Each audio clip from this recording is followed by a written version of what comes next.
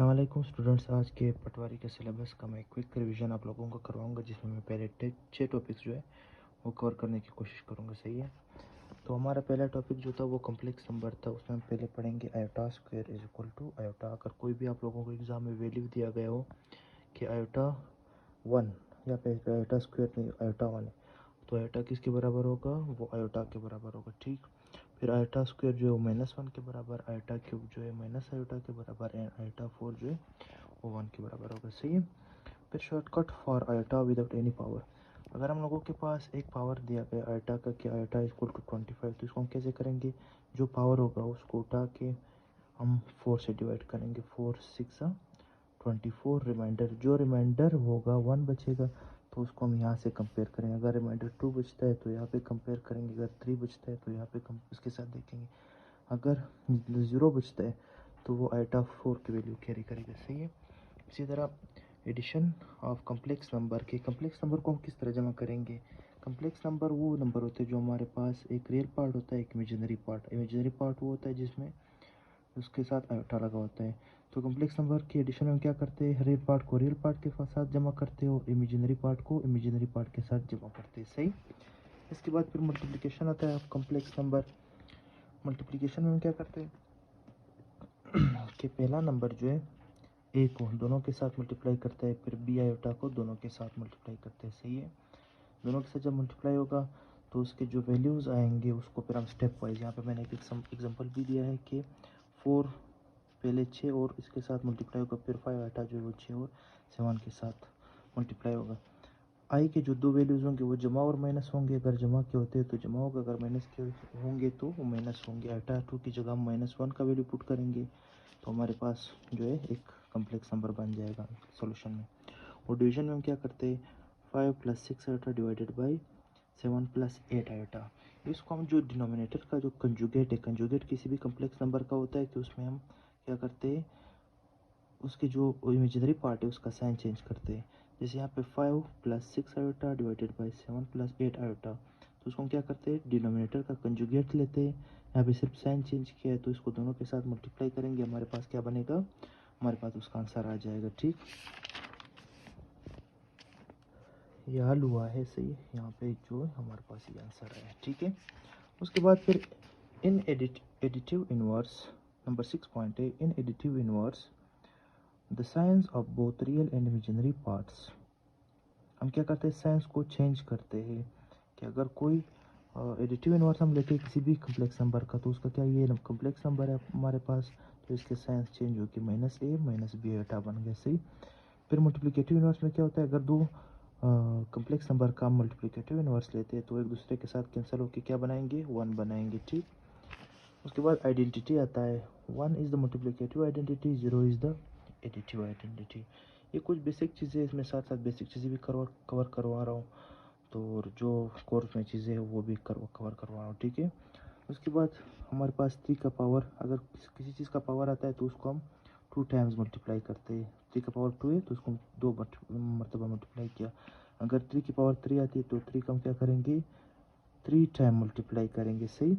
इसका ये मतलब नहीं कि 3 को हमने 3 के साथ मल्टीप्लाई करना है या 3 को हमने 2 के साथ मल्टीप्लाई करना है, बल्कि जिस नंबर के ऊपर पावर लिया गया हो तो उसको उतने पावर के लिहाज से मल्टीप्लाई करेंगे। मतलब 3 का पावर 2 है तो उसको 2 बार मल्टीप्लाई करेंगे, अगर 3 का पावर 3 है तो उसको 3 बार मल्टीप्लाई करेंगे, अगर ज़्यादा पावर आता है तो उसको ज़्यादा बार मल्टीप्लाई करेंगे। फिर उसके बाद 16 का जो है हम लोगों ने क्या किया है? स्क्वायर रूट लिया है। 16 का स्क्वायर रूट +/-4 आता है, बिकॉज 4 के अगर हम स्क्वायर ले लें तो वो 16 आता है। अगर हम -4 को 2 बार मल्टीप्लाई करें, -4 ज़रबे -4, तो वो भी 16 आता है। अगर 4 को भी 2 बार मल्टीप्लाई करें तो वो भी 16 आता है। सही। पॉइंट नंबर 11 है, positive square roots are called principal square roots. ठीक। इसके बाद पॉइंट नंबर 12 है, in 25 radicand this is the radical sign and 25 is called the radicand. ठीक है। Well radical 25 is called radical form. अगर किसी चीज़ के ऊपर स्क्वायर रूट आता है तो इसका जो स्क्वायर रूट का निशान है उसको क्या हम क्या कहते हैं? रेडिकल कहते हैं, और उसके अंदर जो वैल्यू आता है उसको रेडिकेंट कहा जाता है। सही। ये आप लोगों के सारे जो टॉपिक्स है आप लोगों के सिलेबस का हिस्सा है। सही है। जो चीज़ें मैं पढ़ा रहा हूँ अभी। Negative numbers have no square root, negative number का जो कोई भी स्क्वायर रूट नहीं होता है, सही। यानी कि -16 का हम लोगों ने स्क्वायर रूट लिया तो 4 आया, बल्कि इसका आंसर ये आएगा कि 4 अंडर रूट इंटू आयोटा के साथ ही आएगा, सही।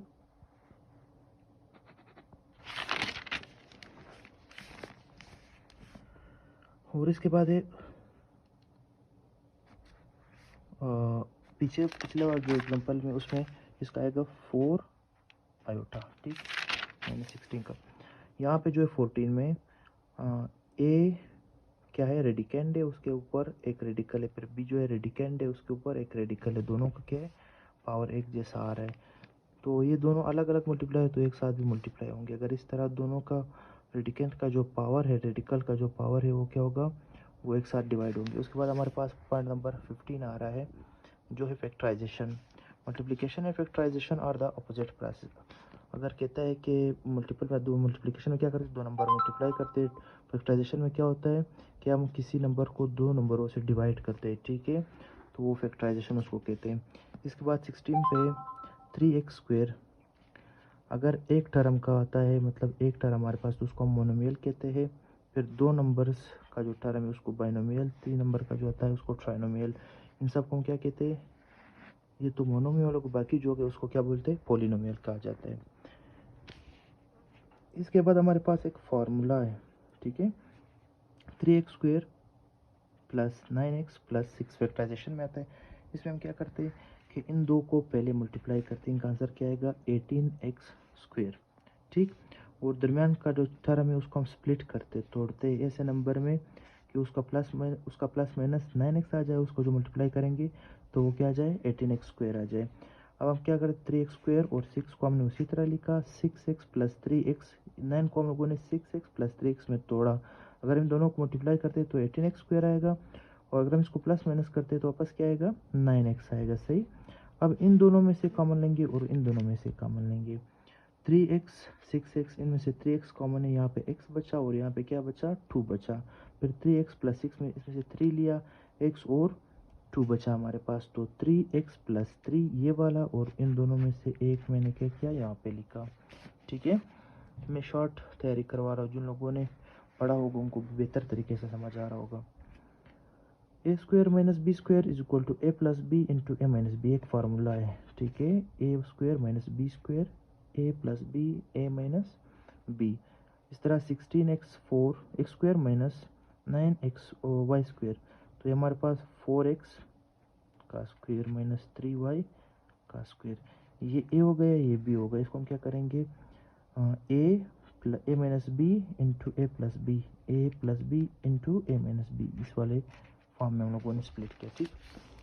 फिर आता है हमारे पास फैक्टराइजेशन में नंबर 19 पे जो है फार्मूले आते हैं। ये आप लोगों ने क्या करना है, ये 7 फार्मूले आप लोगों ने जहन में रखने, ठीक है। इसके रिलेटेड कोई भी क्वेश्चन आ सकता है। शॉर्टकट, अगर कोई दो नंबर एक जैसे दिए गए हो, आप लोगों को कहा जाता है कि इनको मल्टीप्लाई करें, तो आप लोग क्या करेंगे, पहला जो टर्म है जो सेम है उसका स्क्वायर लेंगे, लास्ट दो जो है उसको मल्टीप्लाई करेंगे एक साथ, और दरमियान वाला जो टर्म है इन दोनों को प्लस करके एक के साथ मल्टीप्लाई करना है। दोनों लास्ट टर्म्स को प्लस करके पहले एक टर्म के साथ मल्टीप्लाई कर, तो एक्स का स्क्वायर, ये क्या हुआ, 8x प्लस 15 हमारे पास बना, सही। अगर इस तरह सवाल के बहुत ज़्यादा चांसेस है कि आ जाए, मतलब आप लोगों को दिया गया कि 98 का स्क्वायर, हम लोगों ने क्या किया, 98 को दो नंबर में बनाने, अगर हम सबसे दो को माइनस करें तो ये भी हमारे पास 98 बनता है।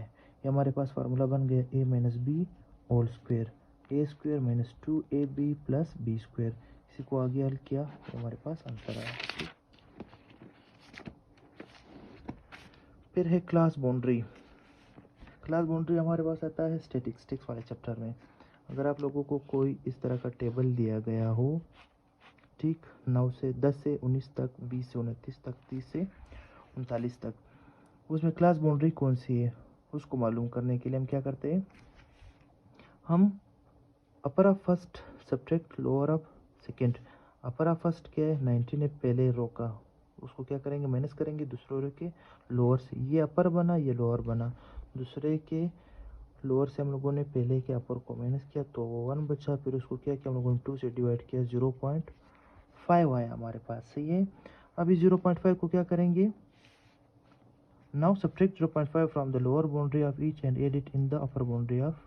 अब इसको हम 0.5 को पहले के लोअर से और पहले के मतलब एक बाउंड्री के लोअर और अपर में क्या करेंगे, लोअर से माइनस करेंगे तो 9.5 बनेगा, और लो एक बाउंड्री के अपर में अगर हम प्लस करते तो ये 19.5। ये न्यू क्लासिफिकेशन आ गए। अब नई बाउंड्री किस तरह बनेगी, 9.5 से 19.5, फिर 19.5 से 29.5, फिर 29.5 से 39.5 तक। ठीक है, अभी अगर कोई वैल्यू आता है हमारे पास 9.5 और 19.5, ये कौन सी बाउंड्री में, हम बोलेंगे कि 9.5 जो ये इस बाउंड्री में आता है और 19.5 जो यहाँ पे भी आ रहा है और यहाँ पे भी आ रहा है, तो हम क्या करेंगे, जहाँ पे लोअर बाउंड्री में 19.5 आ रहा हो तो उसको यहाँ पे इंक्लूड करेंगे। सही। क्लास मार्क और mid value, it is the average of the lower and upper limits of a class. x is equal to 1 plus 10/2। हम किसी भी क्लास के लोअर बाउंड्री और अपर बाउंड्री को क्या करेंगे, ऐड करेंगे तो हमारे पास मिड वैल्यू जो है वो आ जाएगा।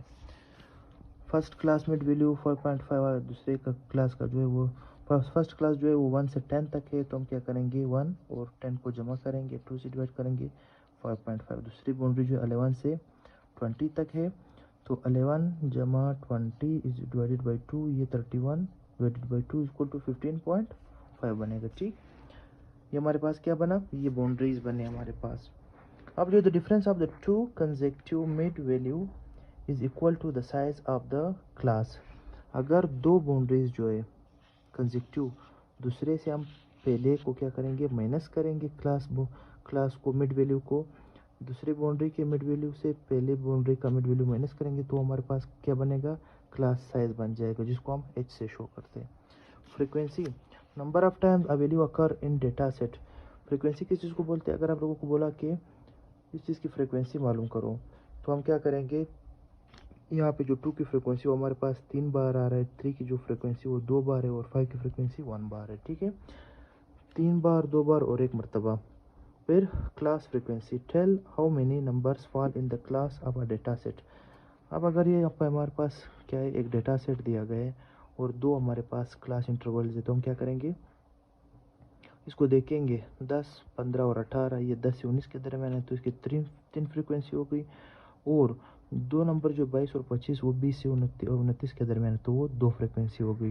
इसके बाद एक टर्म आता है क्यूमुलेटिव फ्रीक्वेंसी। क्यूमुलेटिव फ्रीक्वेंसी क्या होता है, पहले इंटरवल की जो फ्रीक्वेंसी और दूसरे इंटरवल की जो फ्रीक्वेंसी उसको जमा करेंगे तो क्यूमुलेटिव फ्रीक्वेंसी है। यहाँ पे पहले की 3 और दूसरे की, तो पहले की क्यूमुलेटिव फ्रीक्वेंसी 3 बनी, दूसरे में जब आएंगे तो ऊपर वाले सारे प्लस होंगे, 3 और 2 फिर 5। इसी तरह अगर तीसरे की हमारे पास 4 होती है तो 3 और 2 और 5 4 जो वो जमा होंगे तो क्या बनेगी, 9 बनेगी क्यूमुलेटिव फ्रीक्वेंसी। 27 पॉइंट पे हमारे पास अर्थमेटिक मीन, एक इम्पोर्टेंट पॉइंट है, ये हो सकता है हमारे एग्जाम में आ जाए। Adding all the numbers and divide